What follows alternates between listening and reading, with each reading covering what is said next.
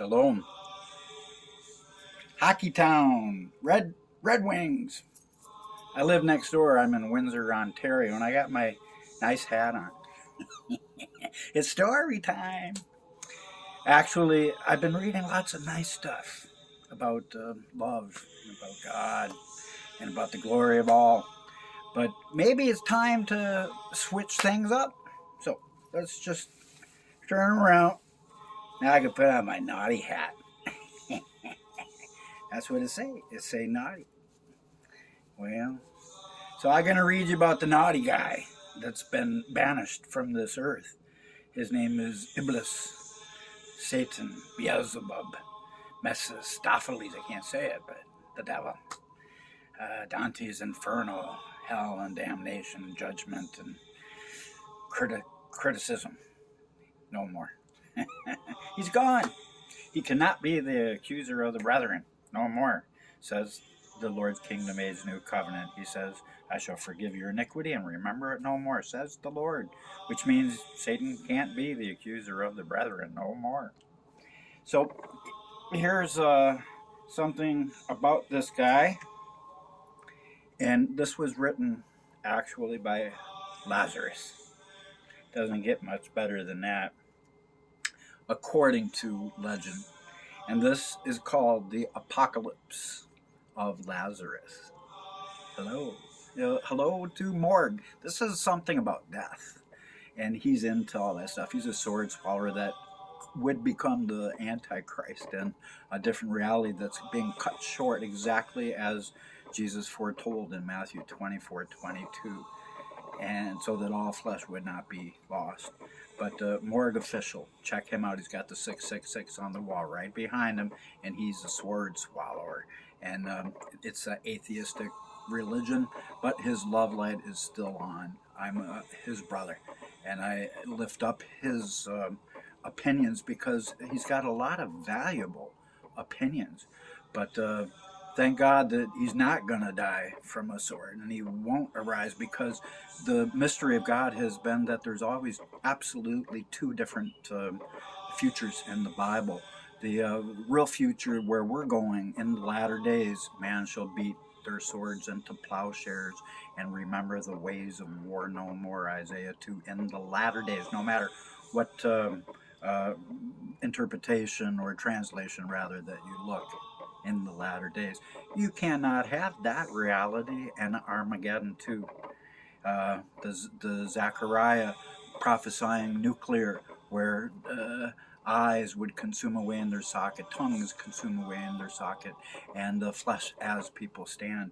Those are two opposing realities. We simply are at a place of choice. So come follow me down the ways of love. For those who love are born of God and know God, because God is love. Mr. Morg, the message of Mr. Morg. Watch that video for something enlightening. The message of Mr. Morg. But not to pick on Morg, he's a great guy, a lot of very intelligent man. I consider him a genius. I've been watching enough and hearing his opinions. I can agree to disagree on the God thing, because so does God.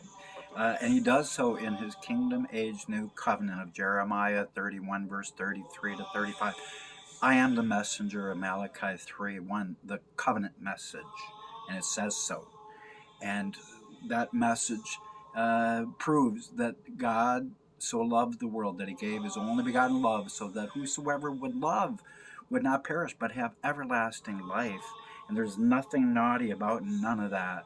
So keep your love alive, because Jesus said you got to be as little children, loving all people, love.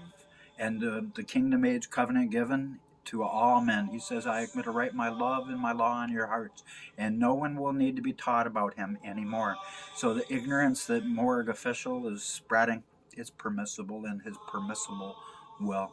But his perfect will is this, that learned spiritual people like me, who love the Lord with all my heart, would look at someone like Morg and want to embrace him in love, because the man is worthy of love. And the man's love light is still on. I don't care, false prophet this, false prophet that. There is no such thing as a false God, only a false, distorted image of his love. So here now, the apocalypse of Lazarus, and I dedicate this to Morgue Official, Morgan Knight, if you want to get serious. But he changed his name. I guess I should respect that, Morgue. Behold the dreadful wailing of the Sodomites who wallow in morbific blood issuing forth from the putrid bladder of Satan, who's been removed according to Daniel 12. Your guts will be spun on the loom of judgment to drip like pus in the mouths of the unconverted. You will become like shit on the shoe of Lucifer, the gristle in the pool of demonic vomit. You will become the genital warts that adorn the arse of Hades. All this and more shall you become in the final days of mankind. The dragon and the beast cast into hell, death into the valley of Jehoshaphat.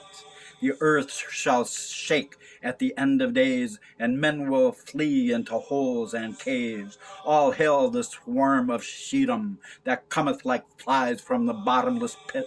Hark the horns of Armageddon, for they herald the messianic oracle of slaughter and wrath.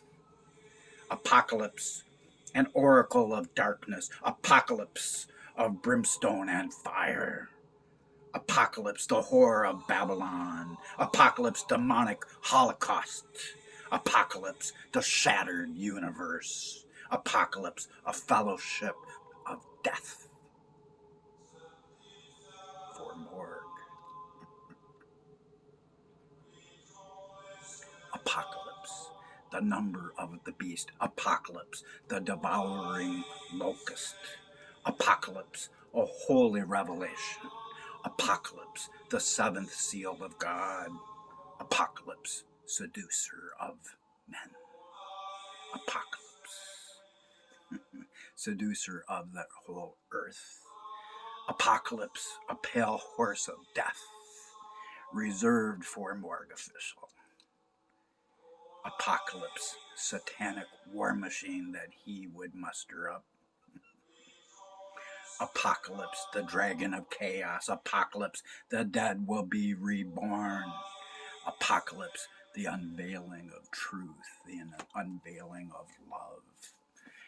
That we fear no apocalypse if we will give our beloved one what he desires.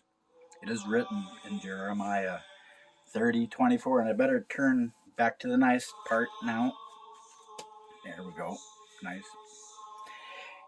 Happy Merry Christmas. And I guess this is Merry Christmas to you, Morgue, wherever you are.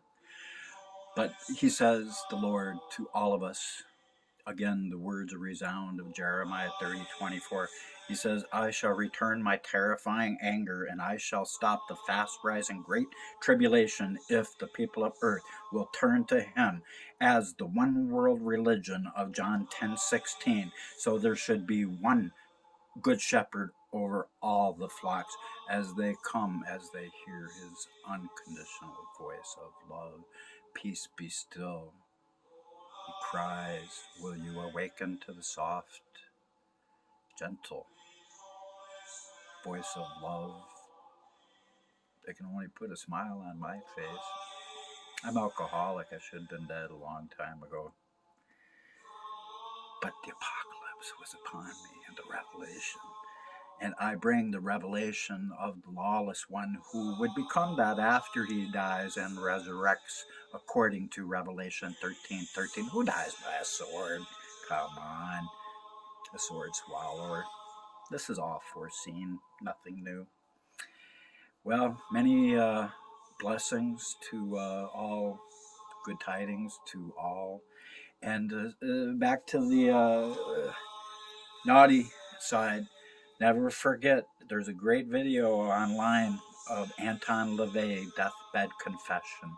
Check it out, because the truth of our desolate heritage of Isaiah 49:8's correct prediction is that love has transcended all belief or none, and we have totally a desolate heritage, because altogether we have always been one and the same, and his love has always transcended over all of us. The only way that any could perish is to commit the unforgivable sin, letting the love totally wax cold. So love does not exist. That light that he gave us to radiate back unto him who sent it unto us. And if that light goes out, we bring judgment upon ourselves, and we could not exist. It is the unforgivable sin. So be as little children. Jesus said that no one could know about where the wind blows being born again. No one has ever known. But I know, the sons and daughters of God, and the work of my hands. God said, command ye me, Isaiah 45. And I did, and he gave me a miracle. And next thing I knew, I realized I was writing by a lamp for about 7-8 minutes. It was never plugged in, way far away from the wall. And I had told him, I demand, if you're going to send me forward, I want the fleece wet and the ground dry, and then I want the ground dry and the fleece wet. And he gave me that kind of a supernatural miracle. And the truth now is that now that the Kingdom Age covenant has been given to all flesh, everyone keeping their love light on, enduring to the end. For those who love are born of God. And it makes no difference if Morg doesn't believe in a God. Absolutely not. It doesn't make no difference if fish believe they swim in water, but yet they do, and it sustains them. And God is our love, and he sustains us. So Merry, Merry Christmas. Give your heartiest Merry Christmas this year, because God has given humanity the very best Christmas present he could ever have.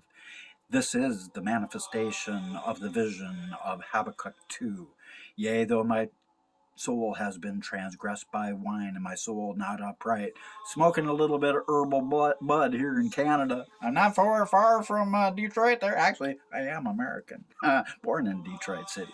And by the way, send off for a transcript of this and other absolutely free, armageddon.owsley@gmail.com. I'll send you transcripts free. But I talk too much, and I'm going to end this up. I don't want a huge video here. But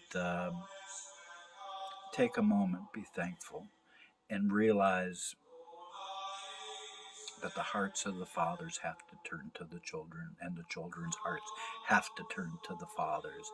And I am the bringer of that, because my own family has disowned me because of my love. True story. Sad.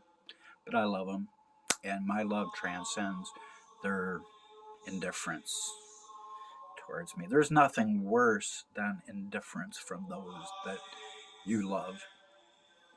To know that they don't really care if you're alive or dead, seemingly. But let's send out the best Christmas blessings to all, even if we can't be with those we love. Send your hearts unto them anyways. Forgive them. They know not what they do. Blessings.